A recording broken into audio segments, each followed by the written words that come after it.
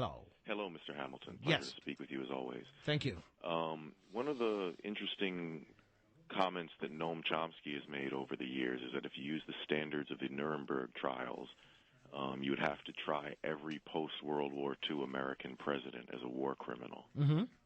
And, I was just listening to a professor of economics, Professor Richard Wolff. Oh, yes. He went into great detail about how our country is just way out on its own in terms of this sort of just fanatical obsession around military. I mean, I realize every country has a military, and China has a powerful military, and Russia, I'm sure, has one as well, and India and so on. But apparently we spend $700 billion, or we spent $700 billion in the last year on record, and China, at number 2, spent $117 billion during that same period.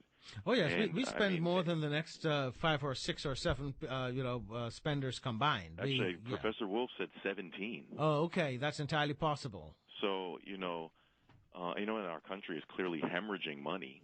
I mean, aside from the fact that I think it's morally unjustifiable to invade people and kill them, we are spending, half of our national treasury fighting these senseless wars that I think are putting us in danger. I don't think they're protecting us. I think they're antagonizing people and making us a target in the long run. And, and I find it particularly fascinating how Obama supporters, don't seem to be bothered by this militarism, or at least I should say some Obama supporters who were previously opposed to war are suddenly seeking, justification for the invasion of Libya, for example. And if you just listen to BAI, I mean, these are very suspect actions on the part of our government. Well, look, I can't say that I can't say that I've heard too many people trying to make a case in favor of the invasion of Libya. I think that Libya will probably go down in history as Obama's folly. I hope not a politically fatal folly, but easily one of the more foolhardy things that he has done. I don't know of any. I have not yet heard a reasonable or credible argument in support of this action in Libya. I also don't think that people who are opposed to militarism are making an exception in the case of President Obama. I think most people who voted for this president, and I am among them, I think most of us who voted for this president recognize that we were voting for someone who would be replacing someone else as the head of an empire. That this empire would not cease to be simply because the emperor is a different person. So the question would be, the expectation I think was that we would be voting for an emperor who would manage the empire differently and who would use the resources of empire in a different way, and who would begin an intelligent and responsible contraction of the imperial paradigm. I think that was the hope. That, however, did not come to pass, in part, I believe, because you had a number of self-sustaining military engagements already in progress, Afghanistan and Iraq. You don't just simply announce that that a war is now over and you're going home. You can't do that in Afghanistan. You can't do that in Iraq.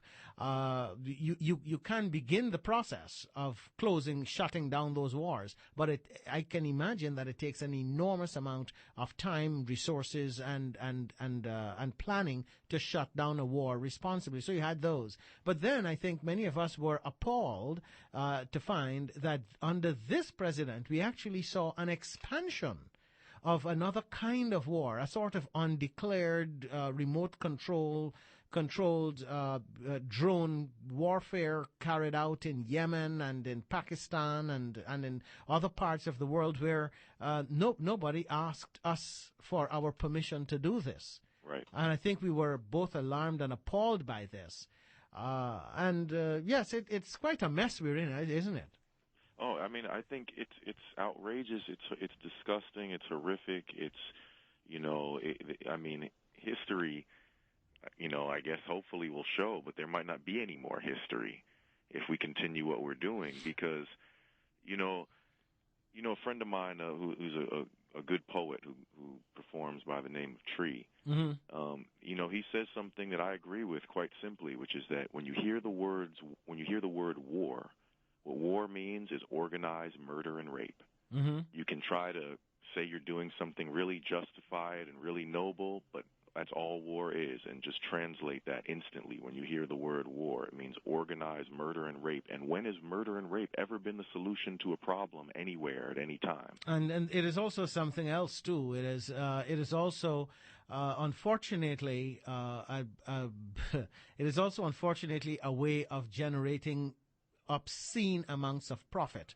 For the people who produce, for the corporations that produce the armaments and that benefit from the war, from all of the operations involved in a war, the private contractors, the people who produce the armaments, the people who manage the war, who carry out all the functions that are necessary, the people who transport the troops, for crying out loud. I mean, it is a massive business. Our country is being run by war profiteers. Oh, absolutely.